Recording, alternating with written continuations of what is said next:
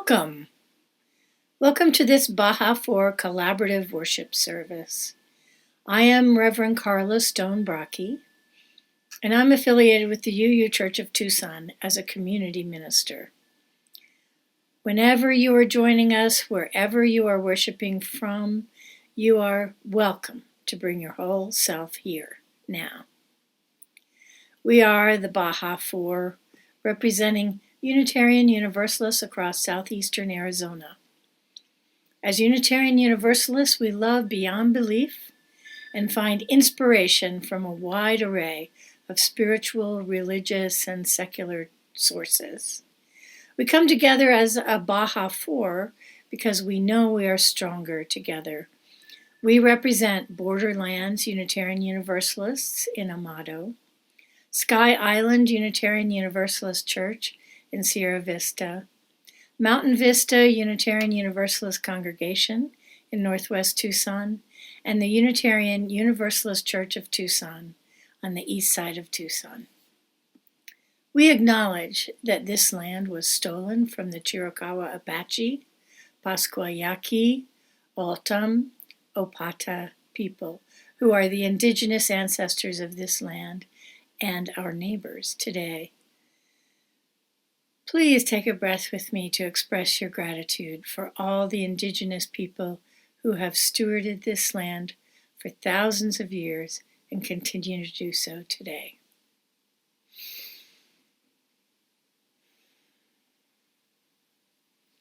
The season of Advent, the time of waiting and anticipating, has arrived. We are called to wait, not with the expectation of what we already know and imagine, but with patience, curiosity, faith, and love. Wait with wonder and an open heart. As we enter into worship together from our separate spaces, consider this poem from Reverend Alicia Ford, Love Abundant. I lift my eyes up to the hills. From where will my help come? My help comes from love abundant. My help comes from the hills. My help, it comes from ancient mothers whose hearts beat in mine. It comes from the trees that sway and the breeze that sways them. My help comes from all that was and is and will ever be. I lift mine eyes, hushed by the soothing touch of waves, caressing wounded shores, wounded souls. I lift my eyes to the horizon, bathed by the hum of mothers and mothers' mothers, cradling, gently rocking. I lift my voice, call of the sea, trees, sister moon, mother earth, my soul weeping, a symphony of life overflowing. I give myself. I too hum through every pore, with every breath. I give myself an extension of all that is, was, and ever will be.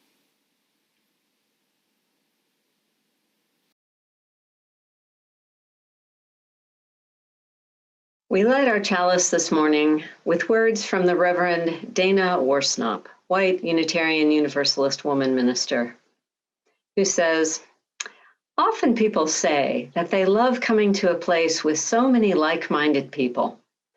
I know just what they're getting at, and I know that they aren't getting it quite right. I don't want to be with a bunch of people who think just like me. I want to be in a community where I don't have to think like everyone else to be loved, to be eligible for salvation. I want to be with people who value compassion, justice, love, and truth, though they have different opinions about all sorts of things. I want to be with people of good heart, people who have many names and no name at all for God, who see in me goodness and dignity who also see my failings and foibles, and who still love me. I want to be with people who feel their interconnection with all existence and let it guide their footfalls upon the earth, who see life as a paradox and don't rush to resolve it, who are willing to balance upon the tightrope that is life, who will help steady me when I wobble, who give of themselves, who share their hearts and minds and gifts. I want to be with people who let church call them into a different way of being in the world, who support, encourage, and even challenge each other to more ethical living, who inspire one another to follow the call of the Spirit, who covenant to be honest, engaged, and kind, who strive to keep their promises and hold me to the promises I make. I want to be with people who know that human community is often warm and generous, sometimes challenging, and almost always a grand adventure. In short, I want to be with people like you.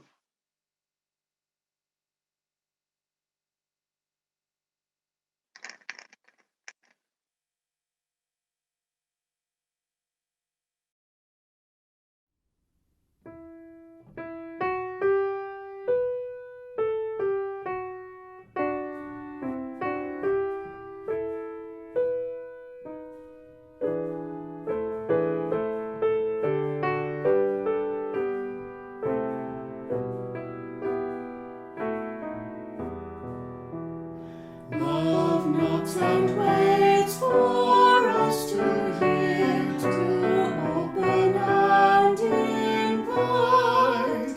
Love longs to quiet every fear and seeks to set things right. Love offers life in spite of those who threaten and condemn. Embracing enemies, love goes the second mile with them. Love comes to heal the broken heart, to ease the troubled mind. Without a word, love buys a start to ask and seek and find. Love knocks and enters at the sound of welcome from within. Love swings and dances all around and feels new life begin.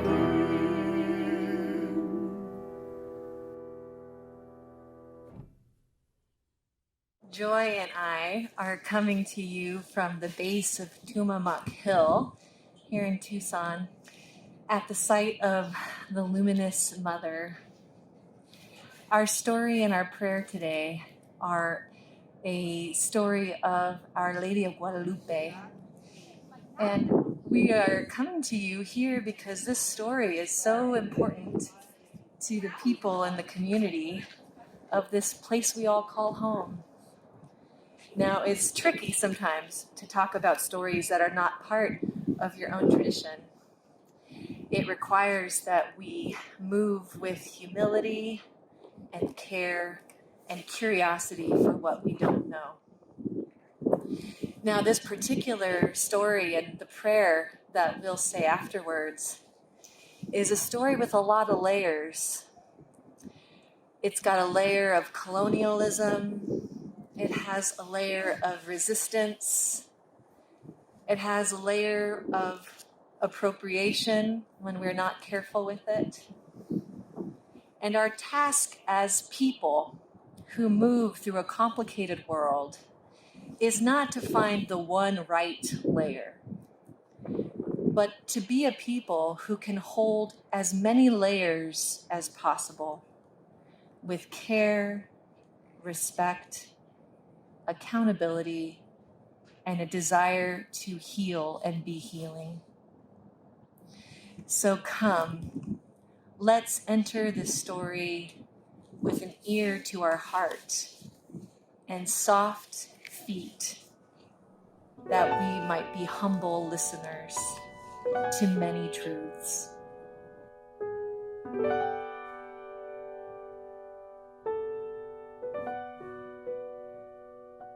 The story of Our Lady of Guadalupe begins with the fact that the indigenous peoples of Mexico are descended from pre-Columbian Olmec peoples who founded the first civilizations in Mexico around 1200 BCE.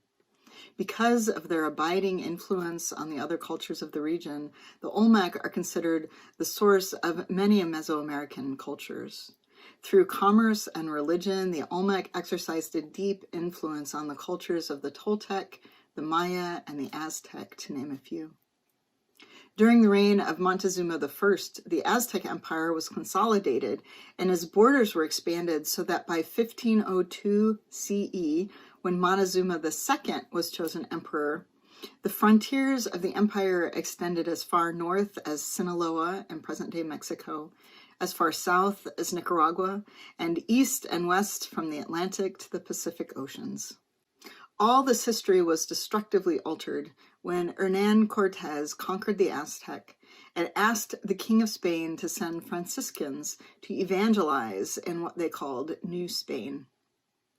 The Franciscans arrived in 1521 and began their work, but this was done in a climate of violent oppression against the indigenous people.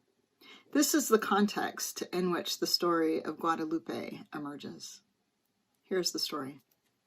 It was 1531, 10 years after the final conquest of the Aztec Empire by the Spanish. A 52-year-old indigenous man baptized as Juan Diego has seen the worst of empire. In one version of the story, he is widowed, he has been enslaved, he knows his place in colonial society, and it is not belonging or power. Juan Diego was walking very early in the morning. As he walks at the very edge of day, he begins to hear music. Then a moment of silence. He looks to the east just where the sun is rising, and there Guadalupe appears. She addresses Juan Diego with the most tender, sweet address. Juan Dieguito, little Juan. Clearly, she's a lady of nobility. She is dressed in clothes that look like the sun. Around her, flowers are glowing gold. Her face is kind. Her skin is warm and brown like his. She speaks to him. Know and be assured, she says. The smallest of my children, I am ever Virgin Mary, Mother of the true God, through whom one lives, the Creator on which all depends, the Lord of the heavens and the earth. These phrases remind Juan of the names of gods he held dear in his own religious history. She is speaking his language, and they recognize each other. She tells Juan Diego that she wants a temple to be built for her to bestow love, compassion, help, and defense on all who come. She wishes for it to be on a very specific spot. Juan Diego goes to the bishop to follow this mandate. However, the bishop finds that it is not a convenient time. Please come back later, he orders. Juan Diego returns to his home despondent and addresses the lady. Lady, the most humble of my daughters, he pleads with her, I am the wrong messenger. Pick someone of greater importance, someone known, someone respected and esteemed. He apologizes and asks for forgiveness for his failure to convince the bishop of her message. Surely it is his fault. He believes he is the problem. The lady refuses to choose another messenger, however. I have many servants and messengers, she says. I beg you, I entreat you, go back to the bishop. Juan Diego must choose, and he chooses to re-embrace this mission. His return to Mexico City is even worse this time. He is humiliated. The bishop interrogates him, arguing that he would never build a temple on an Indian's word alone. Prove it, says the governor. I need a sign. Juan Diego agrees. This time, when Juan returns home, he finds that his uncle is sick. His uncle needs him to return to Mexico City to bring a priest to administer last rites. What a dilemma. Does Juan Diego care for his uncle, or does he go to the lady in order to receive the sign that he needs? Juan Diego decides to go for the priest.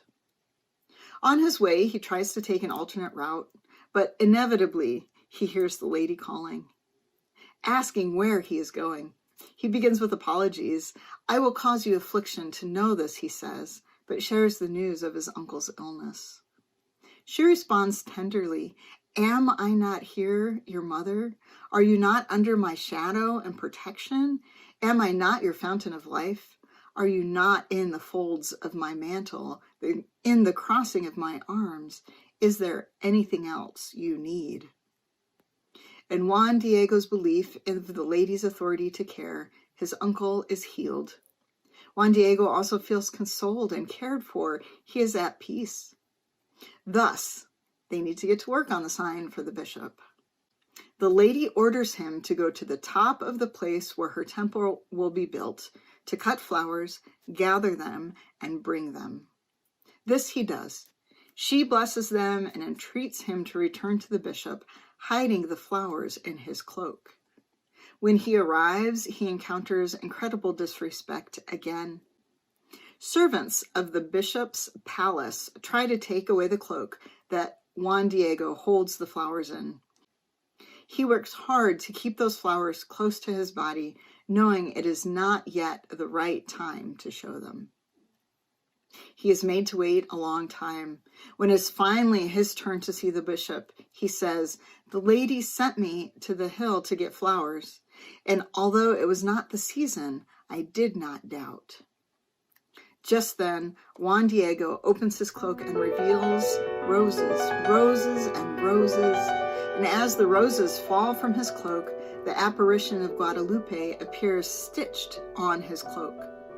All those witnessing the event fall to their knees and repent for their failure to believe in him and in the lady.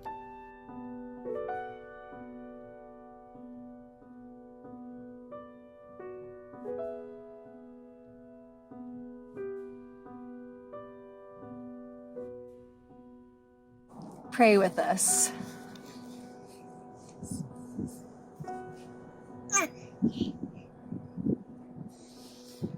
Sacred Spirit of life, abundant love,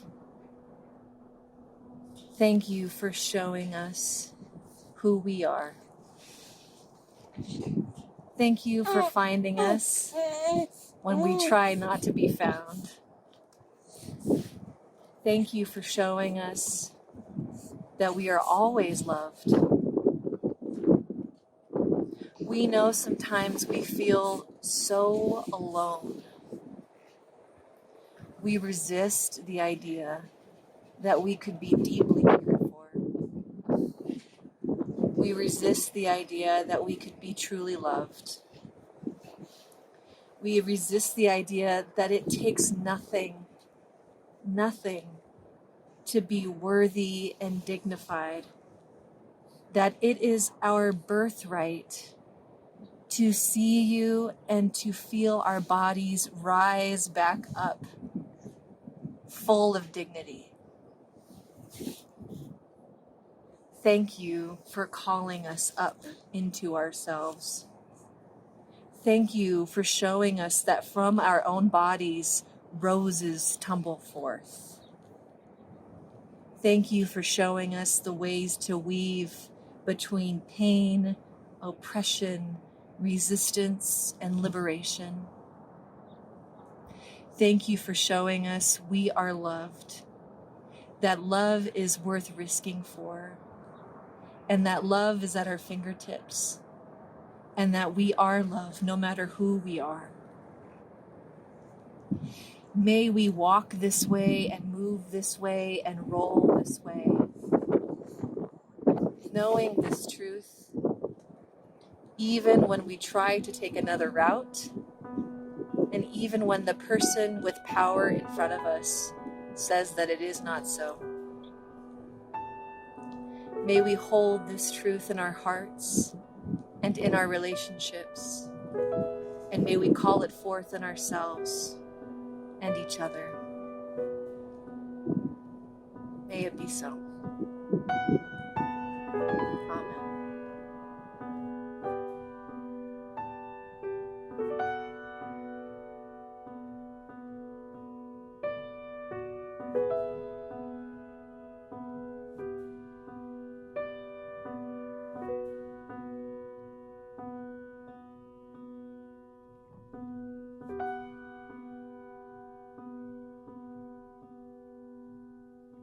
Amen.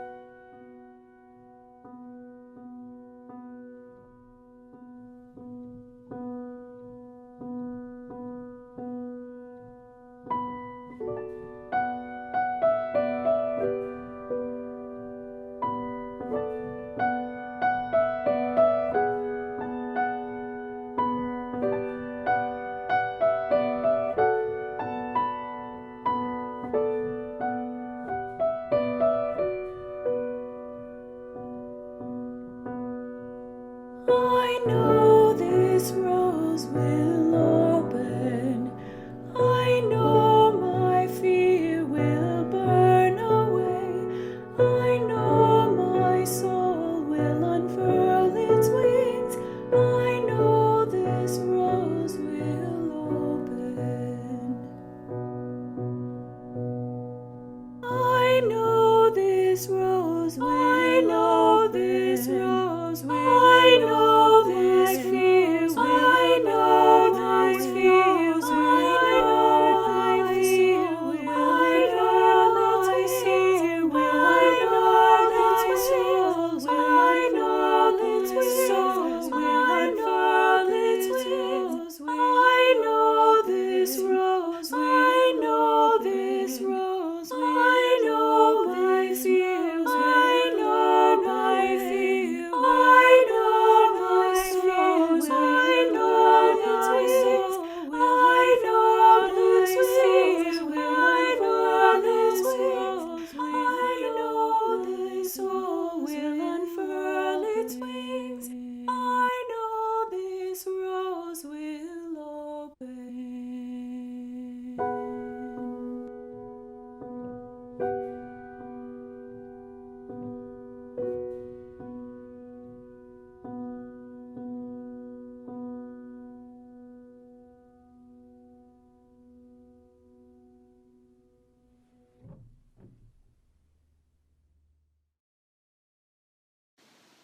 So we're talking about abundant love and a divine mother and mothering. And I want to talk about some of the skills that are both spiritual and community skills that I think contribute to all of those. Patience is one of the first things I want to talk about, because patience can happen in many different ways.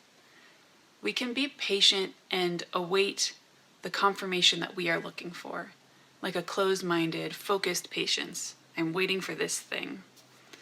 Or we can be patient in an open-minded way, waiting to see what is.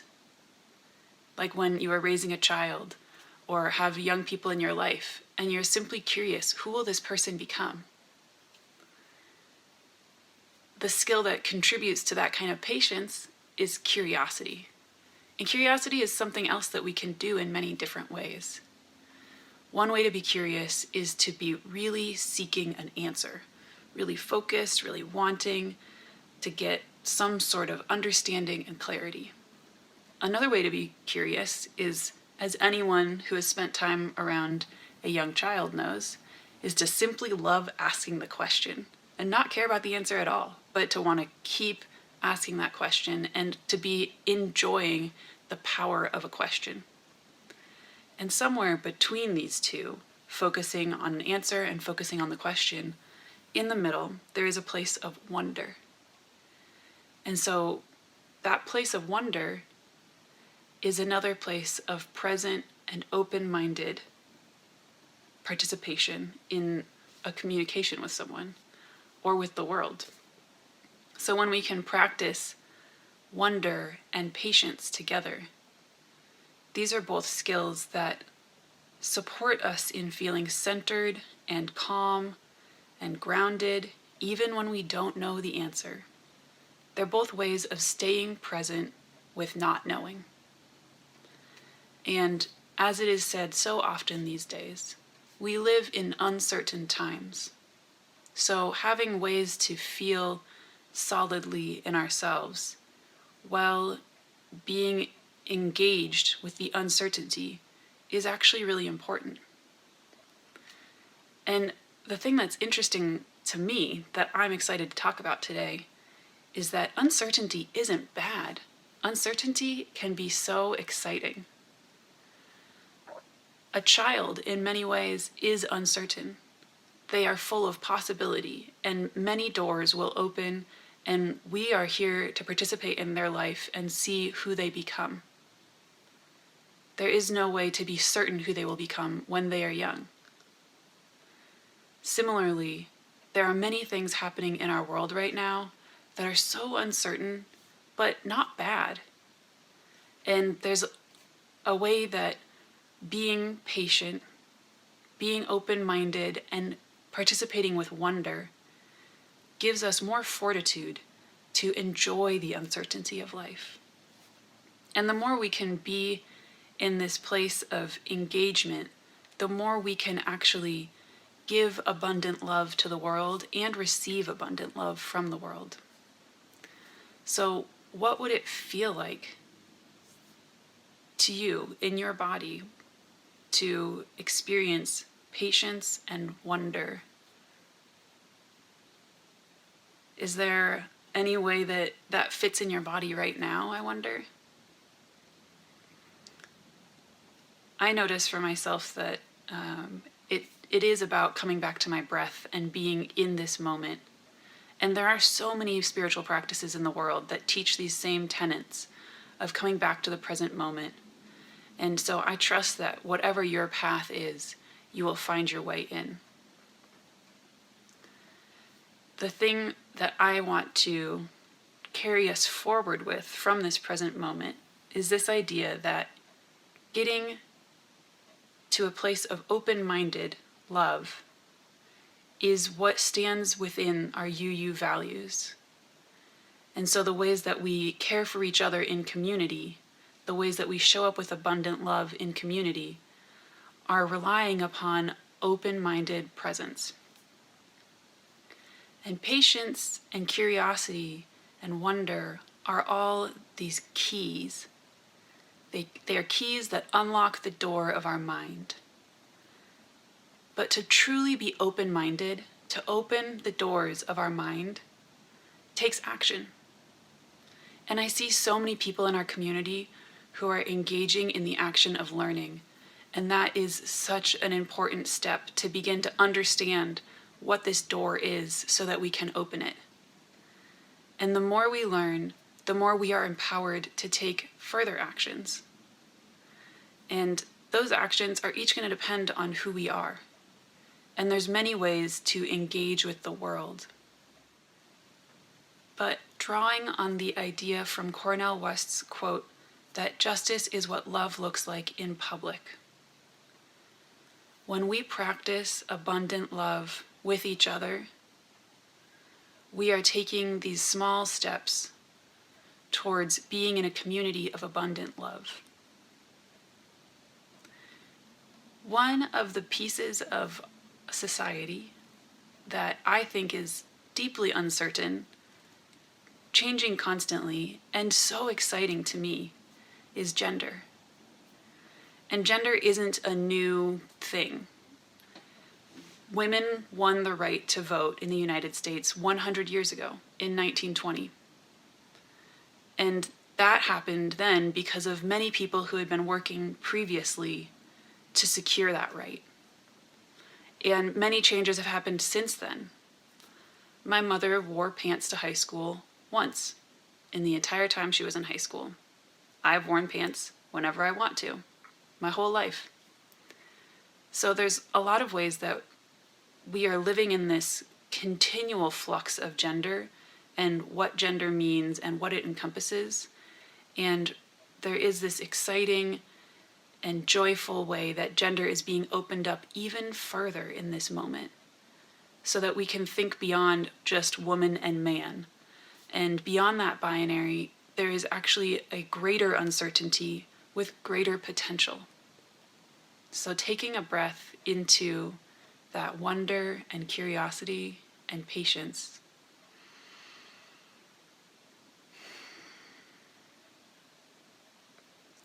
What does it feel like to open the door of your mind?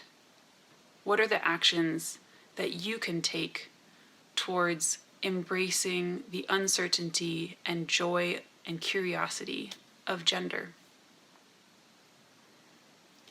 Something that we've heard about recently in other sermons is the need to be more aware of trans and gender nonconforming people who are here in our UU communities.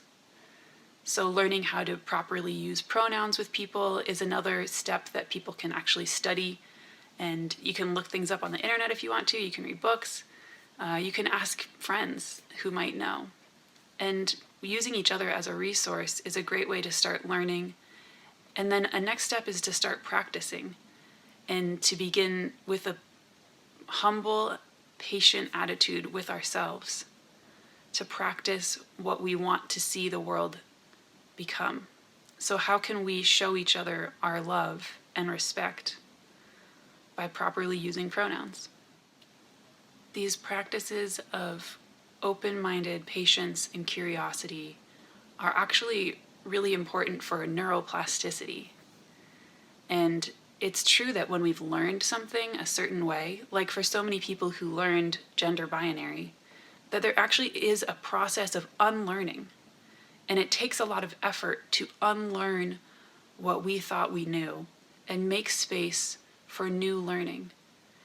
And it's really important to give ourselves patience and to give curiosity to the process of why I think these things and how I got this way. And it's not about deciding that I am a bad person for having been taught this. It's about making the space and staying engaged to continue growing towards a greater, inclusive, abundant love community. One practice that comes out of all of these is listening to each other with curiosity. Instead of listening to hear the confirmation for what we think we know about someone, to truly show up open and curious for what someone is going to tell us. And when they tell us, to take a moment and listen with our heart and with our mind and see if we can allow that information to change us. Because the goal of open-mindedness is not simply to better engage the world, but to actually allow the world in so that the world can change us. And we've been talking about mothers today, which is a great place to start with asking yourself, when I think of mothers, who do I picture? And what does that mean? And I want to affirm that there is a lot of movement in the UU world to use gender-inclusive language, like using the word parent in place of mother or father.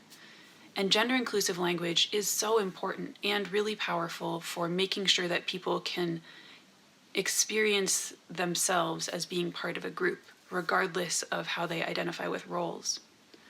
But gender-inclusive language is not meant to be reductive.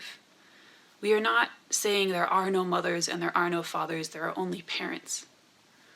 We actually are learning to use our words so that everyone can participate, and at the same time, we are opening the doors on these other words. So what does it mean to open the door on who a mother is, and to open the door on who a father is, and let someone tell you who they are? And I just want to say again, these are uncertain times, and it doesn't always feel easy.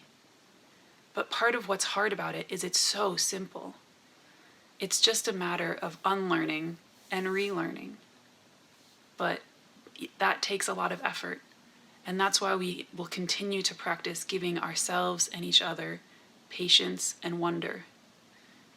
And it's true that There are many ways that we can cause harm to each other while we are learning. And so humility is the other really important skill that threads throughout this abundant love. And humility is not about thinking that I am bad or wrong. Humility is about acknowledging that I am learning and being willing to show up as I take the actions that open the doors of my mind, to be accountable for the effects of those actions.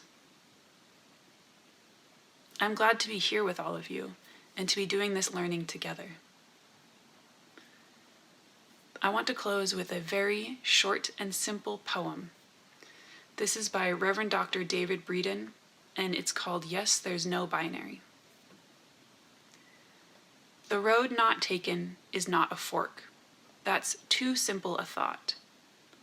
Flipping some coin, either or, nope, it's not this or that, no or yes. It's nor, neither, and all of the above, and more. The road taken goes every way at once. There, they, them, go, now, live. So with a foundation of curiosity and loving patience, knowing that we are in uncertain times, but that we are in them together, and that we are here to practice learning and unlearning and relearning, I simply invite you to go, now, live in abundant love.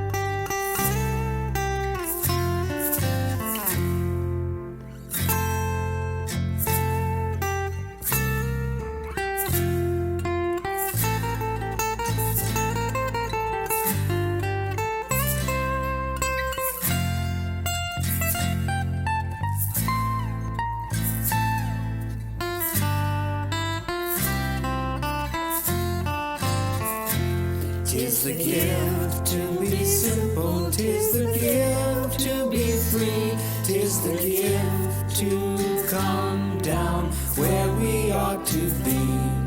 And when we find ourselves in the place just right, 'twill be in the valley of love and delight.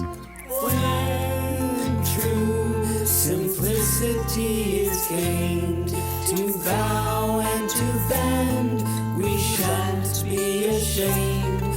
To turn will be our delight, till by turning we come round right.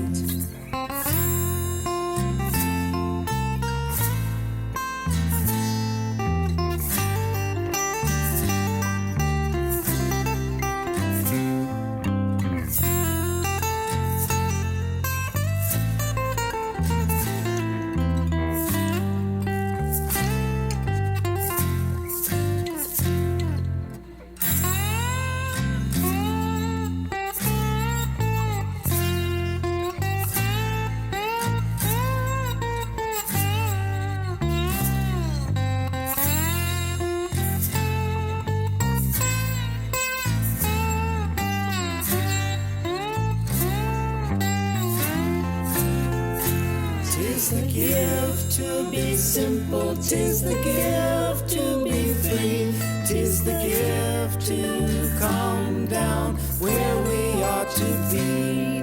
And when we find ourselves in the place just right, 'twill be in the valley of love and delight. When true simplicity is gained, to bow and to bend, we shan't be ashamed. To turn will be our delight, till by turning we come round right.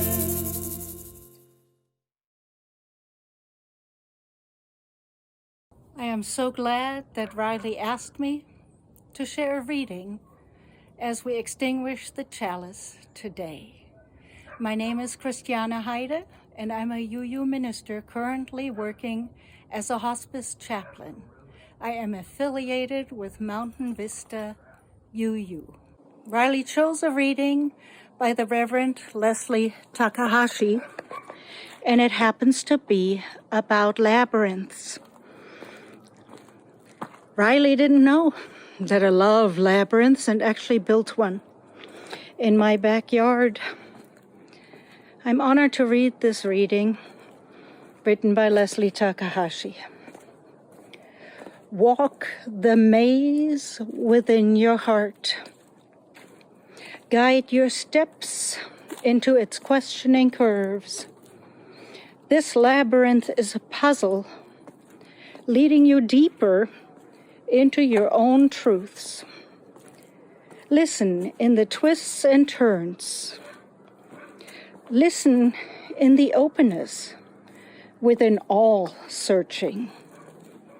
Listen, a wisdom from within calls to a wisdom beyond you, and in that dialogue lies peace. I will now extinguish the chalice, and if you have lit a candle as well, I invite you to extinguish yours now as well.